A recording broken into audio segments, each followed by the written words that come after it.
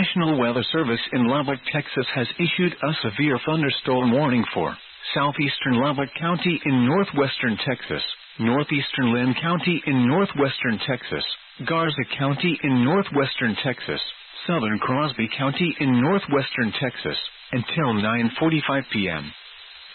At 9:01 p.m., a severe thunderstorm was located 9 miles south of Caprock, or 11 miles north of Post, moving southeast at 45 miles per hour. Hazard, 2-inch hail and 60 miles per hour wind gusts.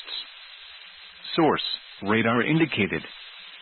Impact, people and animals outdoors will be injured. Expect hail damage to roofs, siding, windows, and vehicles. Expect wind damage to roofs, siding, and trees. Locations impacted include Slayton, Post, White River Lake, Calgary, Caprock, and South Lund. For your protection, move to an interior room on the lowest floor of a building.